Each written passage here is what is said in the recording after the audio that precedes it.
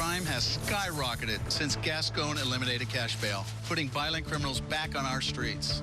What's worse, George Whitesides stands with him, funding Gascon's campaign and pushing the same dangerous policies. Whitesides supports ending cash bail, even if the criminals committed domestic violence. George Gascon and George Whitesides, their extreme policies put our families in danger. I'm Mike Garcia, and I approve this message.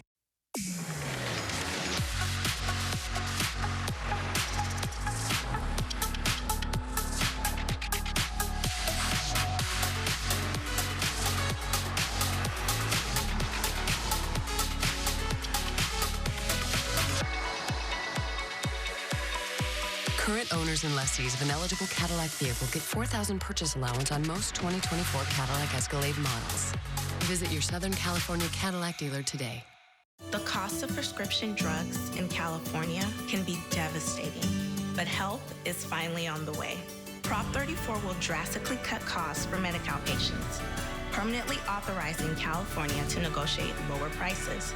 Plus, 34 will save taxpayers millions annually by forcing corporate pharmaceutical distributors to spend taxpayer funding on patients. So remember, for lower costs to taxpayers and better outcomes for patients, yes on 34.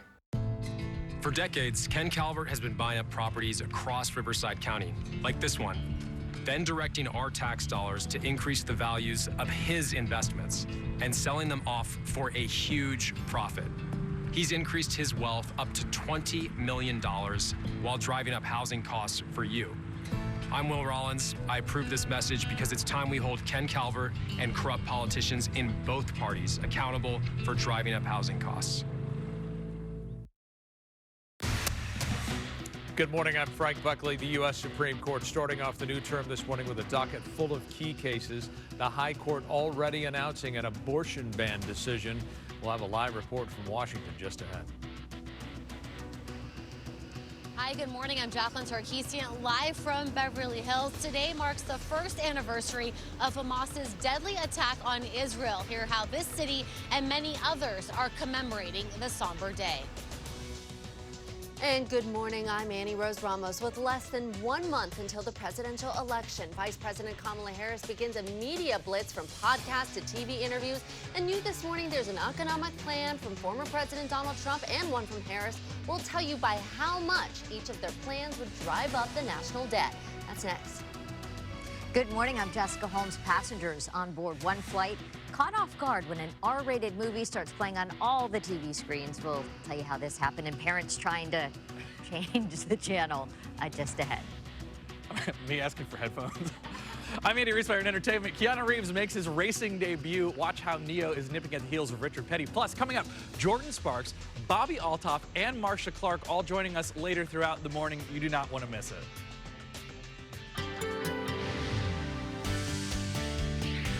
Oh, we're still heading for another day of big-time heat, even though it's quite foggy. LAX, you can see the fog hanging in there. Outbound traffic, not looking too bad. The horseshoe's moving along. As far as the weather forecast goes for today, temperatures still possibly up into the 100-degree mark for the valley, right there, 105. Downtown, 85. Coastal, 71. High desert up to 98, 99 Inland Empire.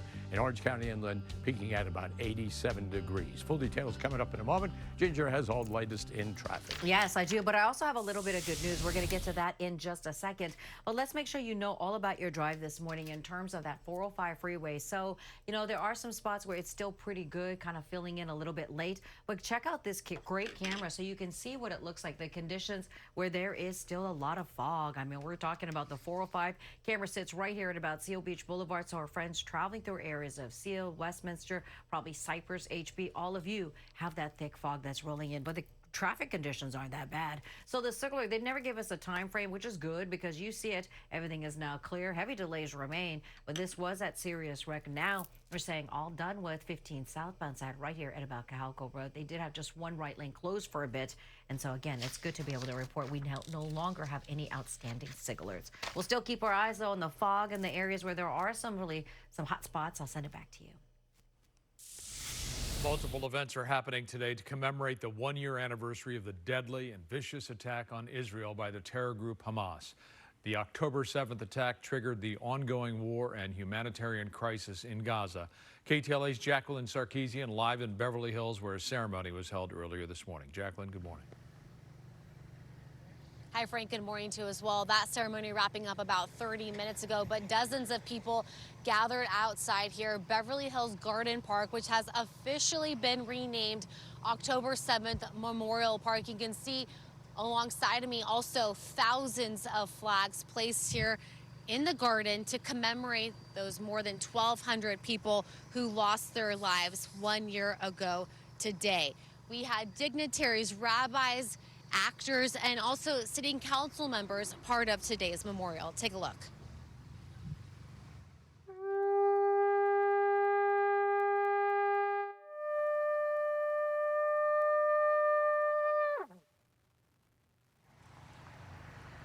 The horn was played during complete silence to reenact what it was like the morning of the attack last year. Organizers of today's memorial say the attack happened while people were sleeping and were tragically woken up by the harsh sounds of rockets. Today marks the first anniversary of the deadly Hamas attack that was since triggered a war in the Middle East. Ceremonies and protests taking place worldwide, including here in Los Angeles. Many of them started at 6:29 this morning, which is the hour the Hamas-led militants launched the rockets in Israel at the start of the October 7th attack last year. They killed nearly 1,200 people, took about 250 hostages. The anniversary caps 12 months of loss and trauma for both Israelis and Palestinians.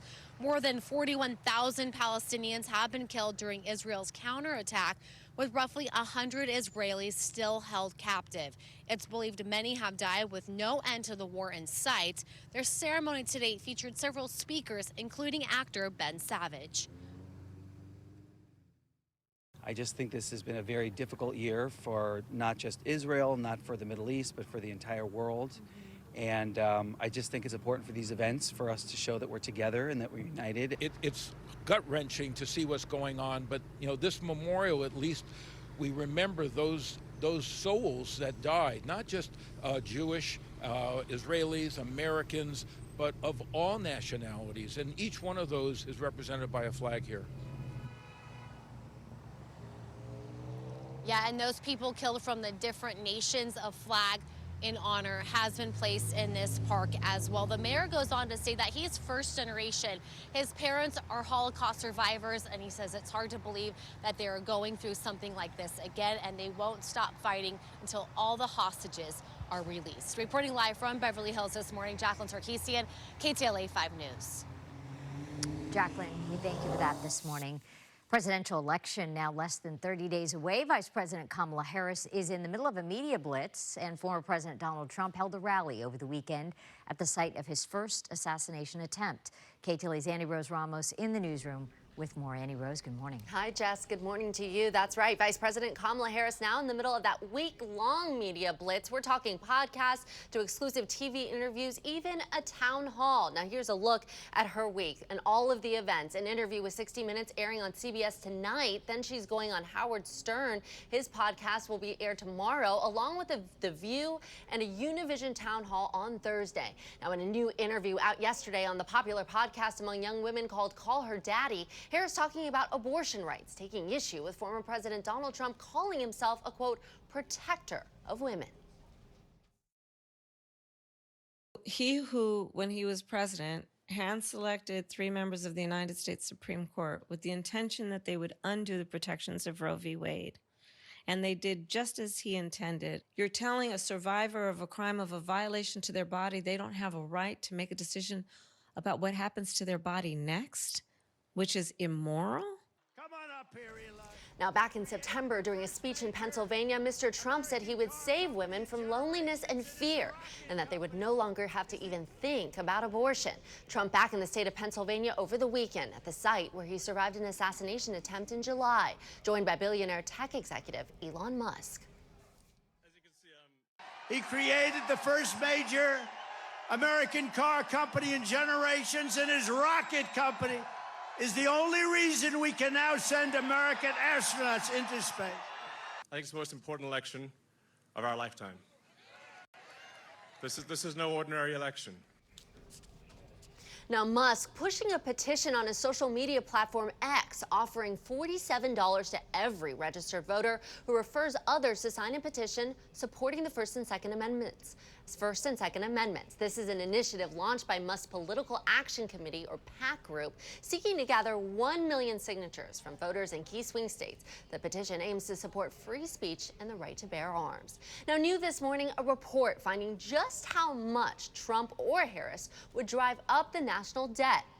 Both campaigns presenting their economic visions, promising voters things like tax cuts and affordable housing policies. But this report showing at what cost. You see here, Harris's plan would boost the national debt by $3.5 trillion, and Trump's plan would spike the debt by $7.5 trillion. Here's what we're hearing from the candidates. We will end inflation and we will make America affordable again because the prices are too high.